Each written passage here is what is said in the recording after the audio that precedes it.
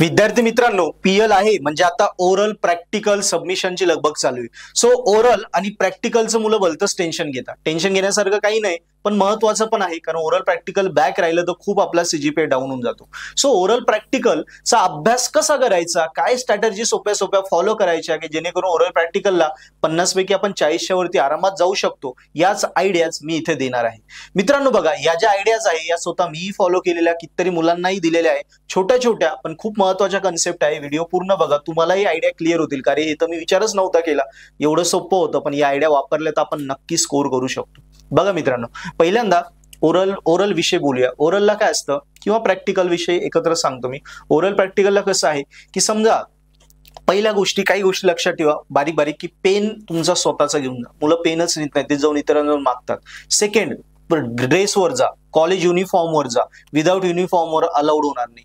नंतर third point आहे, जेव्हा ओरलला आपण बसतो तेव्हा एक्सटर्नल समोर तुम्ही ओरल देतात. आता प्रॅक्टिकल नंतर पण ओरल असते किंवा काही विषयांची डायरेक्ट स्पेसिफिकच ओरल असते. ओके, सो ओरलला गेल्यानंतर आधी तुमच्या आधी जे काही नंबर्स आहे त्या मुलांच्या ज्या ओरल वगैरे झाले असतील, प्रॅक्टिकल्स परफॉर्म झाले असतील, तर त्यांना ऍटलिस्ट विचारा की तुम्हाला काय क्वेश्चन विचारले गेलेले, काय नाही, जेणेकरून काय होईल की भरपूर प्रश्नांचे पॅटर्न सेम असतात. एक्झामिनरला कमी वेळेत फटाफट कव्हर करायची असते मोठी बॅच, सो ते पण फटाफट पॅटर्न्स, त्या सेम पॅटर्नचे क्वेश्चन विचार. सो काही क्वेश्चन रिपीट पण होता, सो ते क्वेश्चन्स विचारून घ्या जेणेकरून तुम्हाला आयडियाज क्लिअर होतील. अजून समजा तुम्ही प्रॅक्टिकलचा एकदम भारी अभ्यास करून गेले, येस, पण ऐनवेळी समजा प्रॅक्टिकलच रन नाही झालं, ते कोडिंगचं असो किंवा तुमचं इलेक्ट्रॉनिक्स असो, मेकॅनिकल असो, कुठलंही असो, आउटपुट प्रॉपर आलं नाही, त्यावेळी घाबरून जायचं नाही. समजा नाहीच आलं, मग त्यावेळी काय करा, पूर्ण प्रॅक्टिकलच्या लिस्टमध्ये समजा 10 प्रॅक्टिकल आहे, 10 पैकी 2 ते 3 प्रॅक्टिकल एकदम परफेक्ट करून ठेवा. म्हणजे काय होईल, समजा हे तुम्हाला त्याच्यातलंच प्रॅक्टिकल आलं तर तुम्हाला हरकत नाही, ते रन होईलच. पण नाहीच आलं किंवा आलं तरी रन नाही झालं, तर त्यावेळी एक्झामिनरला आपण सांगायचं की सर मला हे नाही जमलं. उगाच आर्ग्यू करत बसायचं नाही, फेकाफेकीचे आन्सर द्यायचे नाही. तो एक्झामिनर आहे, ऑब्विसली तो एक्सटर्नल आहे, म्हणजे तो त्या विषयातला माहिर आहे, एक्सपर्ट आहे, त्याला माहिती आहे.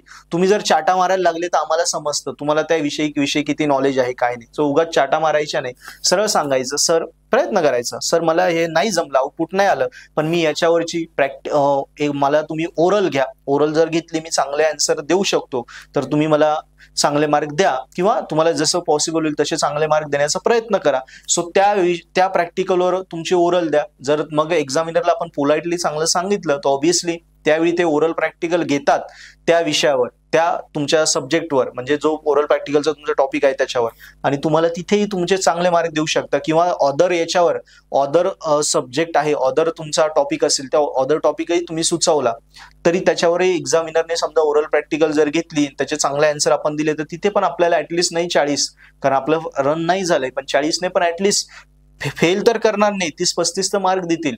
यावेळी तेही प्रिपरेशन ठेवा. त्याच्यानंतर अजून काय होतं, भरपूर मुलांना ओरलचा सब्जेक्ट आहे किंवा प्रॅक्टिकलचा सब्जेक्ट आहे त्याच्यामधले इंडेक्स पार्ट करा. सगळ्यात महत्वाचं, एक्झामिनर मधलं सगळं विचारत नाही, डायरेक्ट 7वा एक्सपेरिमेंट कुठला आहे नाव सांग, असा हा फेमस क्वेश्चन असतो. आपण मधलं सगळं पाठ करतो, पण आपण नेमकी टायटल्स पाठ करत नाही. म्हणून इंडेक्समध्ये नावं पाठ करा, कुठले प्रॅक्टिकल किती नंबरला आहे, त्याचं काय टायटल आहे हे पाठ करा. त्याच्यानंतर ओरलला जाताना सब्जेक्ट असेल तर सब्जेक्टचे युनिट्स कुठले, युनिटचे नाव लक्षात ठेवा, त्याच्यामधल्या चॅप्टरचे नाव लक्षात ठेवा, आणि प्रत्येक युनिटवर, चॅप्टरवर किंवा प्रत्येक प्रॅक्टिकलवर काय काय लक्षात ठेवायचं, मेन गोष्टी, त्याचं आउटपुट काय येतं, आउटपुट काय असतं.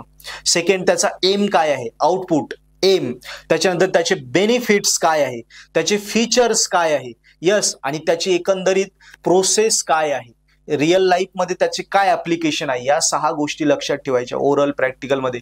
युनिट असेल किंवा प्रॅक्टिकल असेल, काय काय सांगितलं, पहिल्यांदा त्याचं आउटपुट, त्याचे बेनिफिट्स, एम, फीचर्स, त्याच्यानंतर त्याचं आउटपुट काय येतं, आणि नंतर त्याचे रिअल लाईफ ऍप्लिकेशन काय, या गोष्टी लक्षात ठेवायच्या. जनरली ओरल प्रॅक्टिकल मध्ये ह्याच गोष्टी जनरली आपल्याला विचारल्या जातात.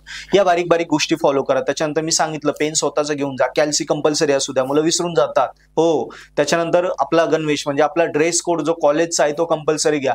विदाऊट ड्रेस कोडवर तुम्हाला ओरल प्रॅक्टिकल आणि एक्झाम, थेरी एक्झामला बसू दिलं जाणार नाही. कॉलेजच्या वेळी चालतं, इकडे चालत नाही. या बेसिक गोष्टी लक्षात ठेवा. त्याच्यानंतर महत्वाची गोष्ट, आपल्याला जर एखादा क्वेश्चन विचारला ओरल मध्ये, तर त्याला उगाच आपल्याला आन्सर येत नसेल ना, तर एक्सटर्नलशी आर्ग्यू करू नका, भांडत बसू नका की हेच बरोबर आहे, किंवा उगाच फेकीचे आन्सर देऊ नका, कारण त्याला माहिती. त्यापेक्षा त्यावेळी शांत होऊन जा. येस. सेकंड क्वेश्चन येऊ द्या. ज्या क्वेश्चनचं तुम्हाला करेक्ट आन्सर देता येतं तेच क्वेश्चन करेक्ट आन्सर द्या.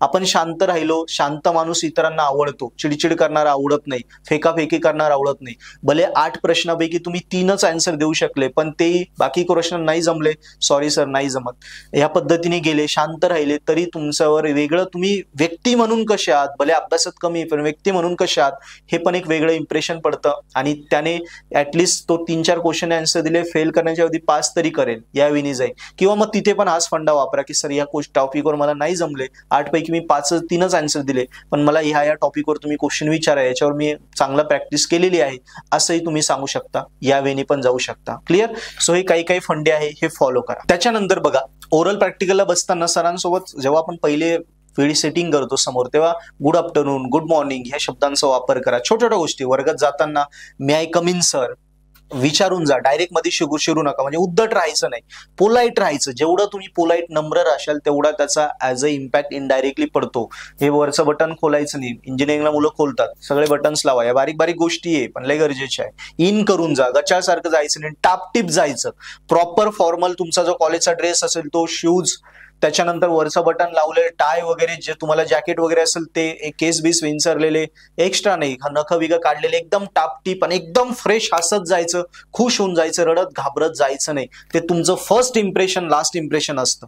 ओके. जर एखादी आपण मुलीला भेटायला जातो पहिल्या डेटला, आपण कसं एकदम टापटीप मध्ये जातो, भले आपण किती वेडे असो, पण तिथे कसं बाईस दाखवतो, फर्स्ट इम्प्रेशन लास्ट.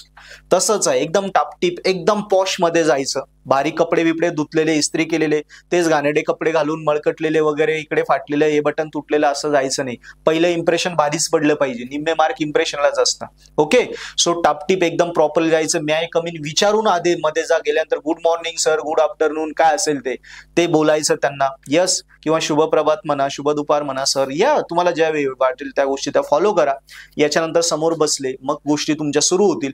त्याच्यानंतर मित्रांनो, इंग्लिश गरजेची आहे, इंग्लिशमध्ये आन्सर देणं तुम्ही मस्ट आहे इंजिनिअरिंगला. पण समजा एखाद्या मुलाला इंग्लिशची तरी पण अडचण आहे, नाही देता येत, पण टेक्निकली तो चांगला आहे पण इंग्लिशमध्ये बोलता येत नाही, त्यावेळी हवं तर मराठीत बोला, हिंदीत बोला. ओके. मराठी आपले बेस्ट आहे, मराठीत बोला, ज्याचं मराठी नाही जमत त्याने हिंदीमध्ये बोला. पण असं नाही गरजेचं की इंग्लिशच आली पाहिजे, गरजेची आहे. ओके. पण नाही चालेल, समजा तोडकं मोडकं येतं इंग्लिश आणि त्याच्यामुळे प्रॉपर आन्सर देता येत नाही ना, तर त्यावेळेस सांगा सर मराठीत सांगू का, मला येतंय पण माझा थोडा इंग्लिशचा प्रॉब्लेम आहे, थोडं मी मराठीत सांगू का. मग सर होच म्हणतील ऑब्विसली, नाही म्हटले तर मग इंग्लिशमध्येच सांगा. पण भरपूर टीचरला माहिती आहे, ऑब्विसली सगळे मुलं इंजिनिअरिंगला आहे, सो एवढं परफेक्ट इंग्लिश नसतं, मराठी सेमी मधून असतं, सो अलाउड करतात. मला पण आठवतं माझ्या वेळचा किस्सा, मला अलाउड केलं होतं, मी मराठीमध्ये एकदम प्रॉपर आन्सर दिलं होतं. सो इंग्लिशमध्ये प्रयत्न करा, नाही जमलं तर त्यांच्या जाऊन परवानगी घेऊन मग मराठी किंवा हिंदीमध्ये सुरुवात करा. पण आन्सर मग त्यावेळी परवानगी दिली तर त्यावेळी आन्सर पण आपलं प्रॉपरच पाहिजे. या बारीक बारीक गोष्टी फॉलो करायच्या. ओके.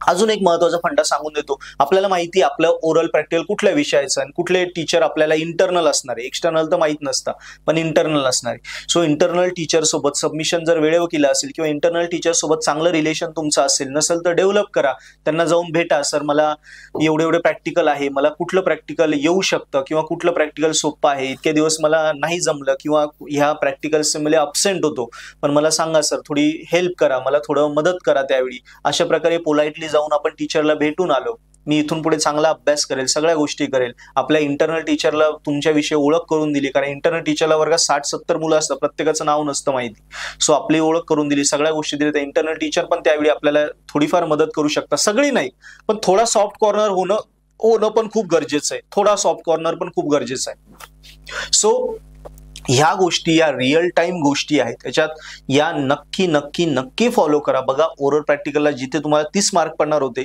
या गोष्टी फॉलो केल्या तिथे 37 मार्क पडतील, जिथे 40 पडणार होते तिथे 48 मार्क पडतील. सो रेग्युलर मार्कच्या पेक्षा तुम्हाला नक्कीच चांगले मार्क पडतील, एवढी मी खात्री देतो तुम्हाला. येस. सो कॉपी बीपी या भानगडीत पडायचं नाही, आपला अभ्यास एकदम प्रामाणिकपणे करायचा आणि ओरल प्रॅक्टिकल कॉन्फिडंटली द्यायचं. बघा, तुम्ही खूप खूप चांगल्या मार्कवर ओरल प्रॅक्टिकल क्लिअर करशाल. अजून काही आयडियाज लागल्या नक्की कमेंटमध्ये लिहा. व्हिडिओ आवडला असेल नक्की सबस्क्राईब करा. आणि आता एंड सेमचा अभ्यास करताय तो and sem first year second इयरचा प्रत्येक विषयाचा अभ्यास करण्यासाठी आपलं पर्पलॅट ऍप्लिकेशन आहे, ज्याच्यावर व्हिडिओ लेक्चर्स आहे. सो सेल्फ स्टडी करून समजून घेण्यात वेळ घालवण्यापेक्षा कमी वेळेत जास्त अभ्यास करायचा ना, पर्पलॅट ऍप्लिकेशन डाउनलोड करा. डिस्क्रिप्शनमध्ये लिंक दिली मी, त्या लिंकवरनं ऍप डाउनलोड करा, त्याचे कोर्सेस सबस्क्राईब करा. मराठी हिंदीत एकदम सोप्या भाषेत आम्ही प्रत्येक first year second year third इयरचे विषय शिकवले आहेत, ते बघा आणि त्या विषयाचे सबस्क्रिप्शन घेऊन त्या अभ्यासाला लागा. कमी वेळेत तुमचे पेपर नक्की टॉप होतील पर्पलॅट ऍप्लिकेशन सोबत स्टडी केल्यावर, एवढी मी गॅरंटी देईल. सो नक्की पर्पलॅट ऍप डाउनलोड करा, चॅनल सबस्क्राईब करा, व्हिडिओ शेअर करा. थँक्यू.